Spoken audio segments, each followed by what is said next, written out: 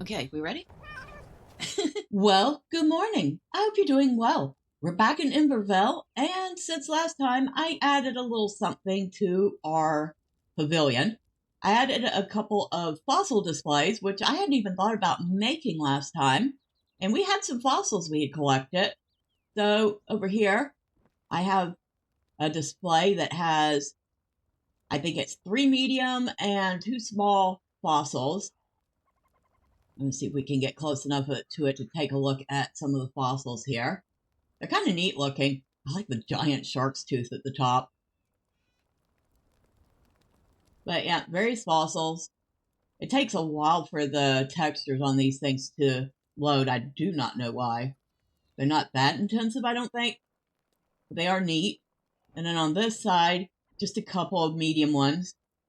And they're still not loaded. But I like the looks of them. And it kind of filled out this area a little bit. Looks really good. Really like how this is coming out. Also, since last time, we do have a few more building blocks to look at. So we're going to go out here and do that real quick. Because I haven't even seen what these look like. So this should be pretty interesting. Let's go ahead and swap out. Where is our hammer? Right here.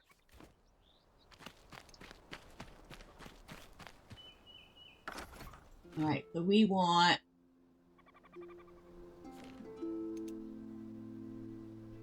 this right here. We'll start with some sort of a floor. And we'll start with the well block. Now, clearly, that is what it sounds like. That's from the, what do they call it? The elixir wells? It's actually not bad looking considering where it hails from.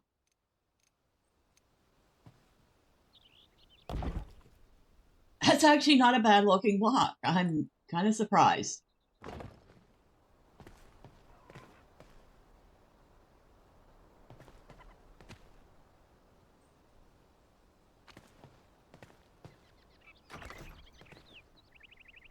That's some interesting detailing on that one.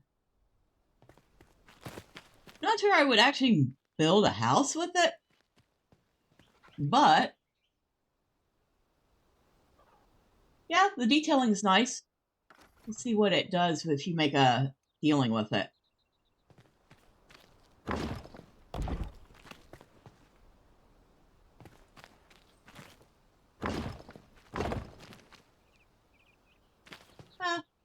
Kind of normal. Still looks okay. All right, we'll move on to the next one, which is the desert city wall. Now, I'm pretty sure we didn't do this one last time.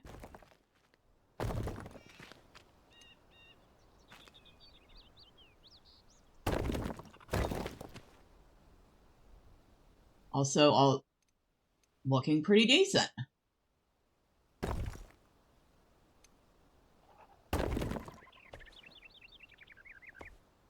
Yeah, that doesn't look that bad either.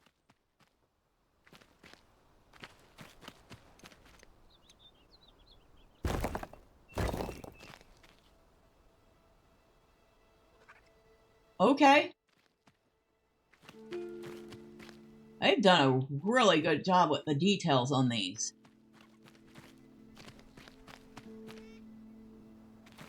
Now this I could see maybe using here and there. All right, next.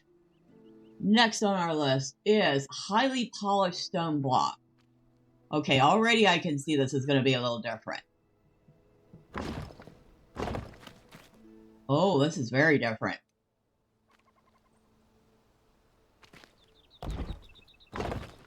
Oh, this is nice. Ooh, that makes a nice floor pattern. I like that. Actually, it makes a pretty nice wall pattern, too. Nice window detailing. How's it look for a ceiling?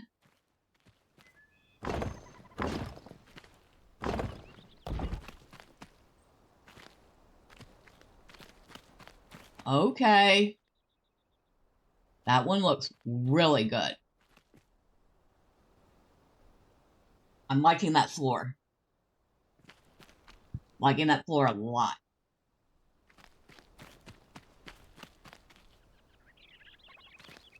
Yeah, those all look really nice. We got one more to look at.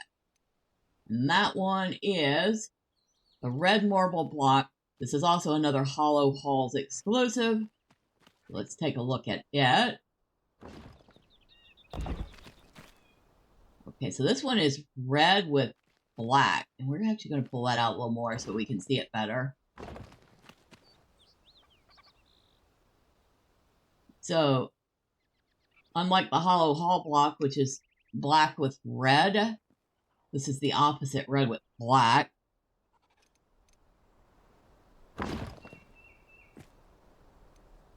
Again, very gothic looking. The detailing on it is fantastic.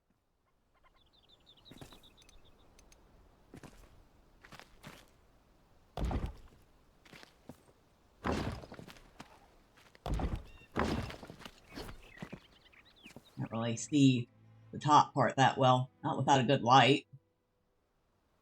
I want to see what a doorway for this looks like.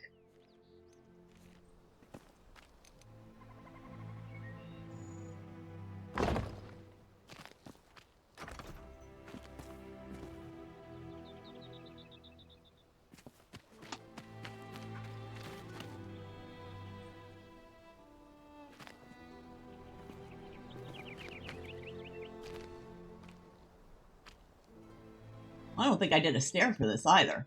Hold on.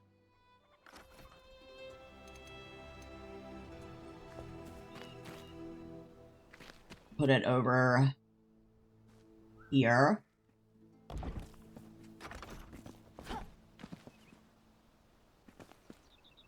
Yeah, I'm still not really sold on building with it. Like I said, it's very gothic, but it does look good.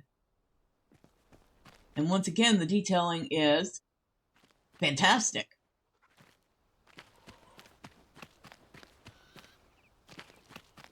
Alright, so that is 4 more building blocks in the collection. Still no roof blocks. Just starting to drive me nuts. Now these need to be replaced. Not necessarily the posts, but... Oh, wait.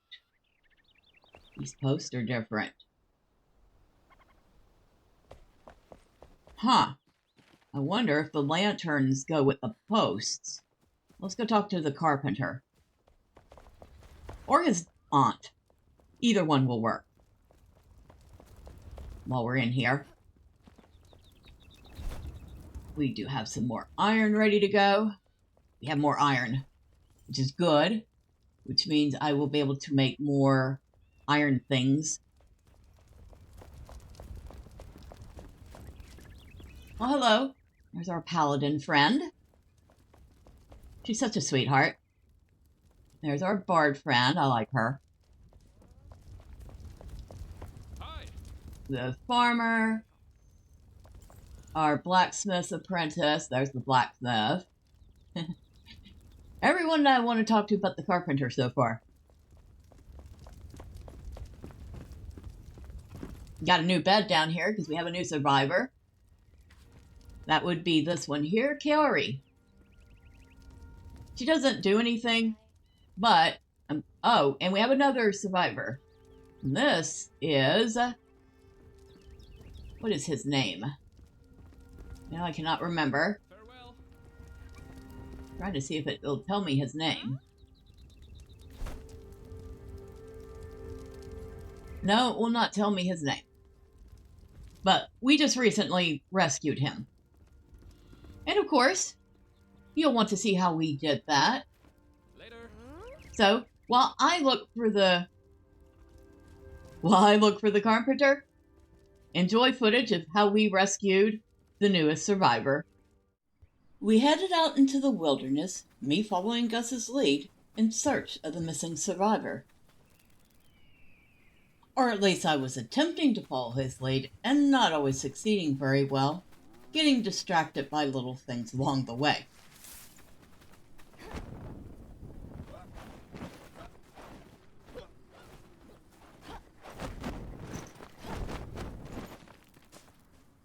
He always manages to make those jumps look so easy.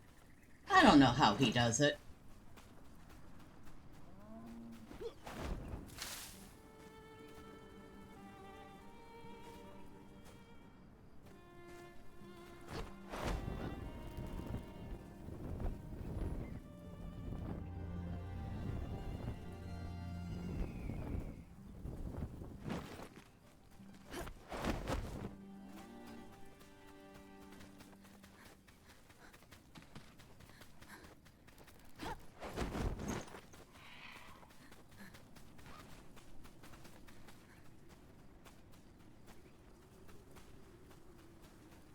Huh, another mine shaft.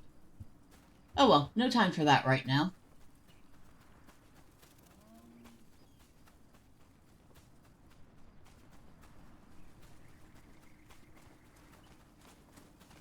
The native Vuka weren't too particularly keen on having us just drop by.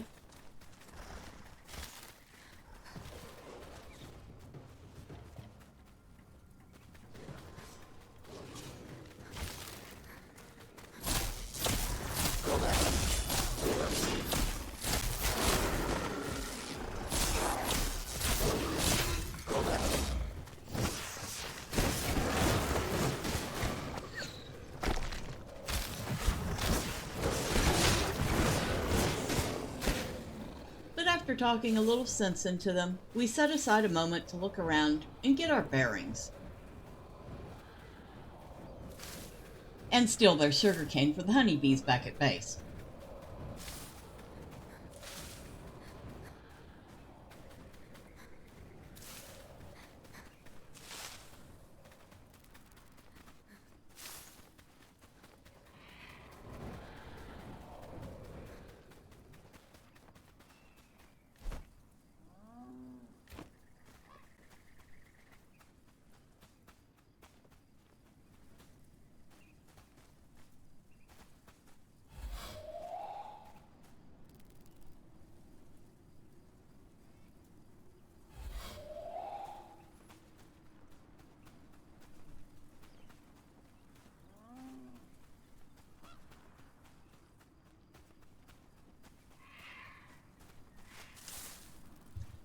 While Gus looked around for any signs of our objective, I paused to see if I could gather enough stone to make a flame altar to use if we needed it. Fortunately for us, it turned out we didn't.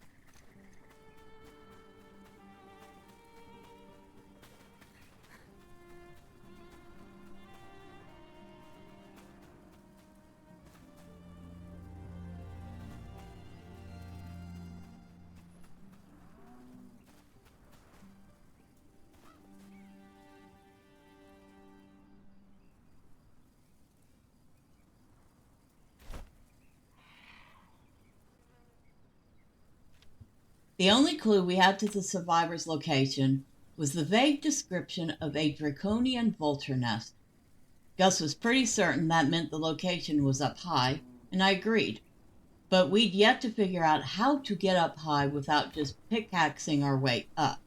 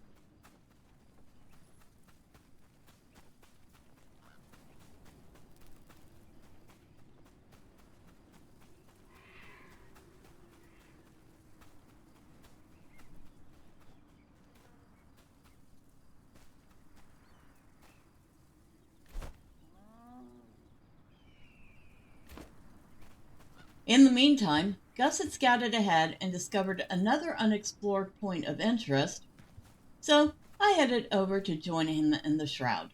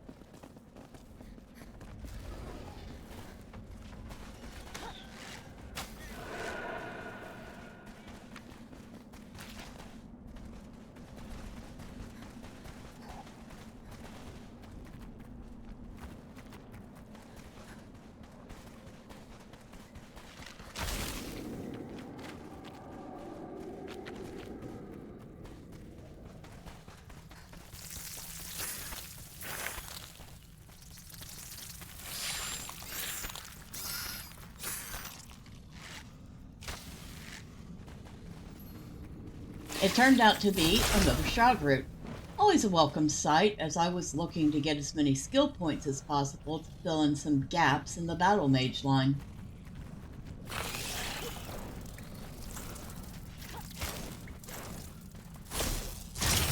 You know, I'm the healer. I should probably stop trying to blow Gus up, right?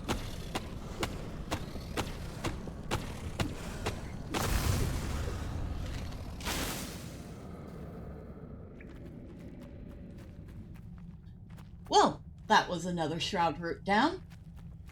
And, as a bonus, we even found iron. Well, nobody was turning that down. We definitely needed it. After gathering all the iron we could, it was time to head back out and track down our original objective. I, for one, was going to be happy to get out of that dark cave and back out into some sunshine.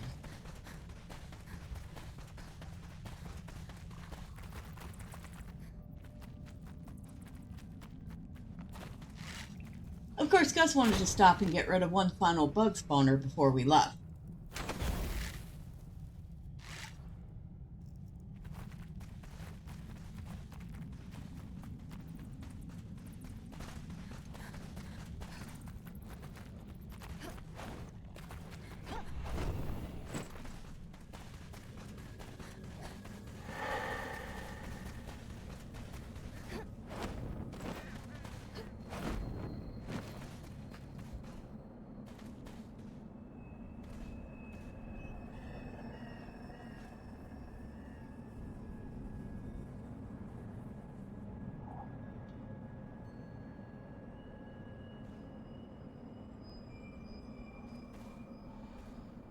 Gus had determined that the closest we'd gotten so far was near an old mine we'd already been to, so we headed back in that direction again, hoping to spot something we'd previously missed in the dark.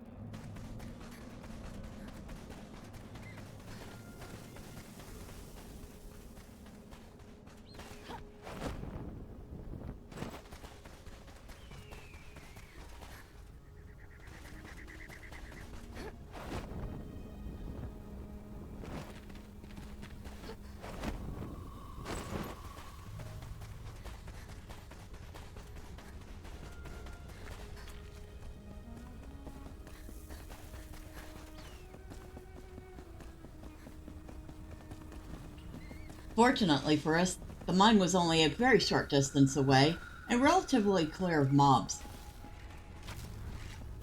Poor aardvark, but I needed the meat to make more food.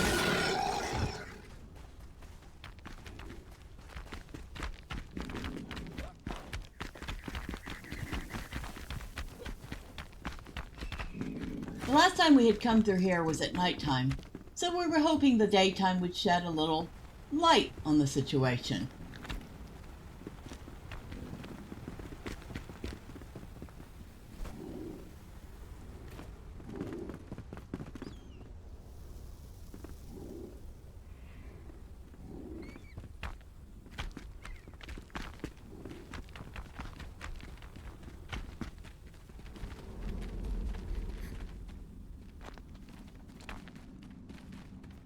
I was certainly hoping the path wasn't that way, considering neither of us had a working pickaxe.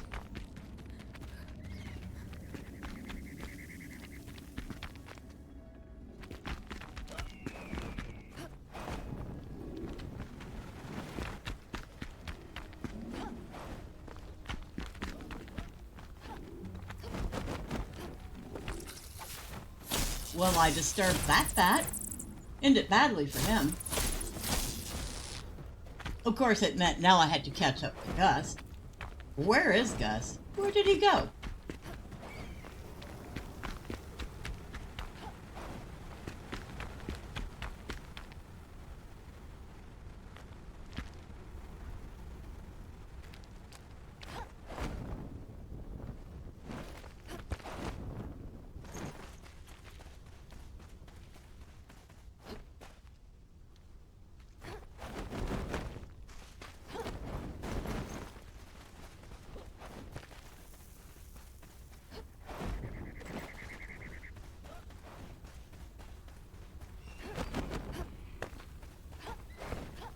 We were so close. And then I saw it. A place we could possibly jump up.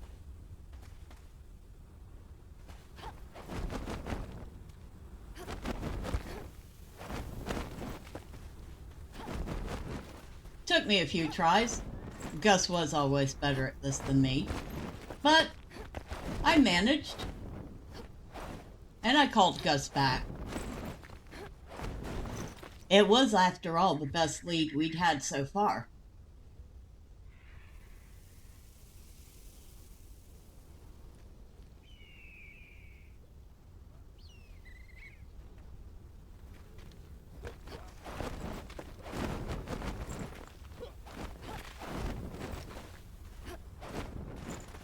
And just like that, we were up top. Woohoo! All we had left to do was find what we came for.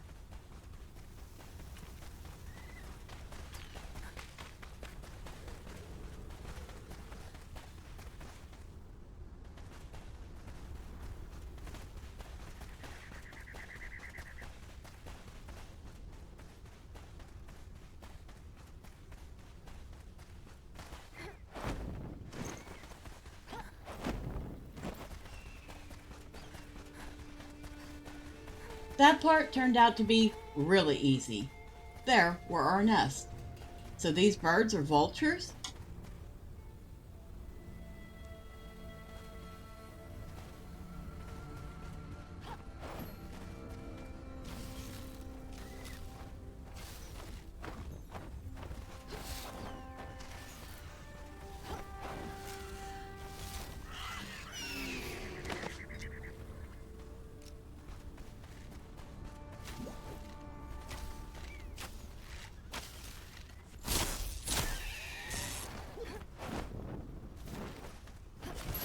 Galen Yeager. His name is Galen. Yeah, no, I'm probably not going to remember that later. I was happy we'd found him, though.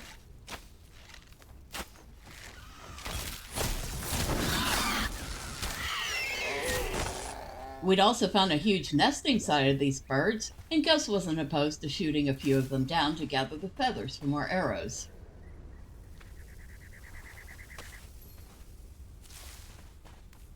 The nests, however, were proving to be disappointingly devoid of any loot. I would have thought we'd have found something in them after going through all that work to find the spot.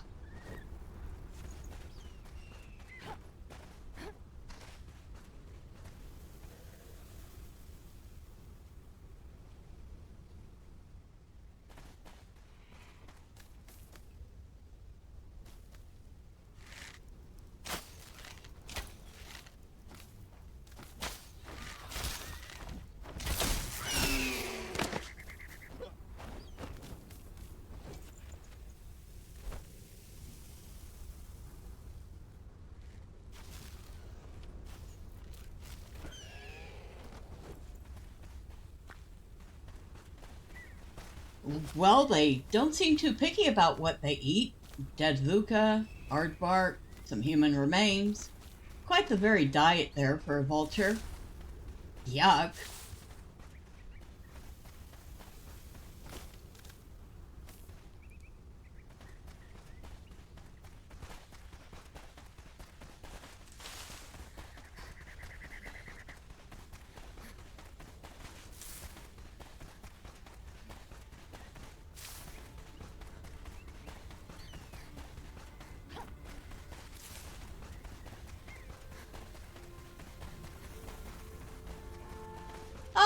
Here's where the vulture had gotten the VUCA from.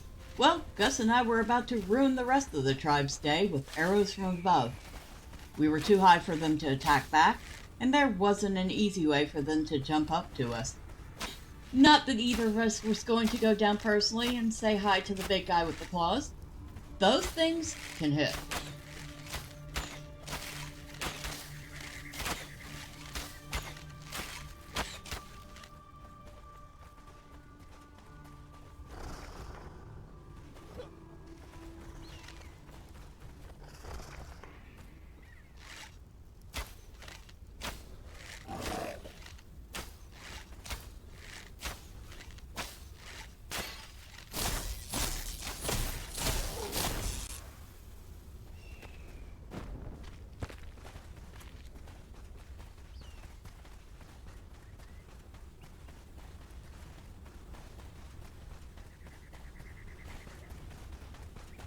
Ah, another flame shrine.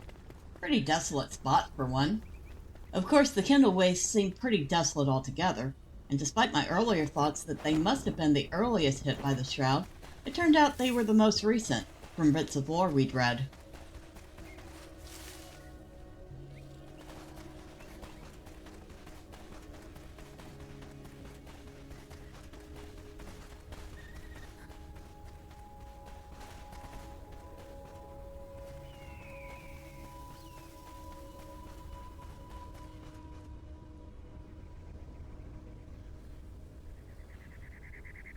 Two vultures against one aardvark. Doesn't seem a fair fight. Oh well. We'd gotten what we came for, and it was time to head back to base to meet the new survivor. Well, I didn't find what I was looking for with the carpenter. That's too bad. So, still can't finish fixing that bridge. But I did make a couple of these nice lanterns for the house. They do look nice. Got a couple down there.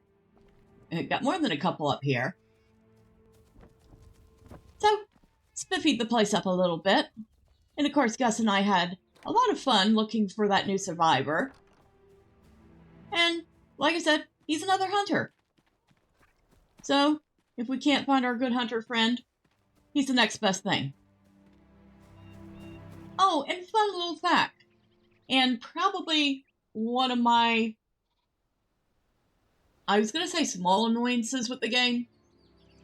I think this is getting to the point where it's more than just a small annoyance. The animal husbandry. These animals breed entirely too fast. Let me go get a chest or two, or I don't know. Oh, I don't have more than a chest or two. Yikes. Alright, one will have to do.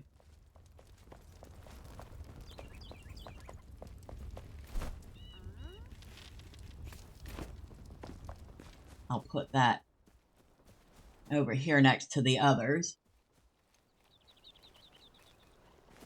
So you see all these chests here? Well, this chest is full of baby bunnies. This chest is full of baby goats. This chest is just about full of baby deer. And this chest is full of baby chickens. But that's not all. Because this chest over here is also full of baby bunnies, which actually I'm going to move to where I just put that new chest. This chest got another baby bunny in it, but it's also got more baby goats and a couple of baby chickens. Like I said, these animals breed entirely too fast.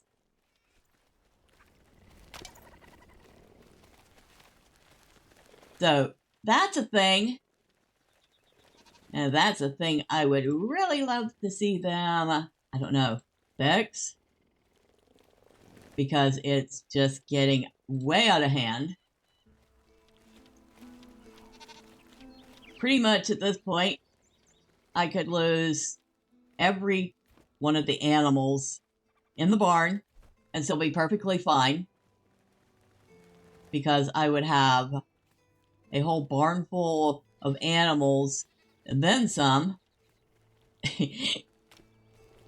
in my chest just to replace them all. Almost at this point, I could repopulate the whole planet with baby animals. And as we've been speaking, they've already made more baby animals.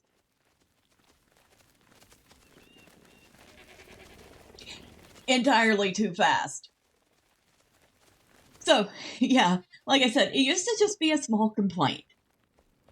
Now, it's just, it is my biggest complaint. And come here. I need to put you away. Thank you. And of course, they're all complaining that they're hungry because there are so many baby animals that I don't have enough food for them all. So they're constantly eating. That's another thing about having them breed so fast. So yeah, that is one thing I would really, really, really, really love them to do something about. So if they hear this, please, please, please, please, for the love of God, slow down the animals' breeding. I would so love it. Would so love you if you would slow down their breeding. Okay, thank you. That's all. At any rate, that's all we have today. Next time, well, we will see what trouble Gus and I get into next time. Until then, bye for now.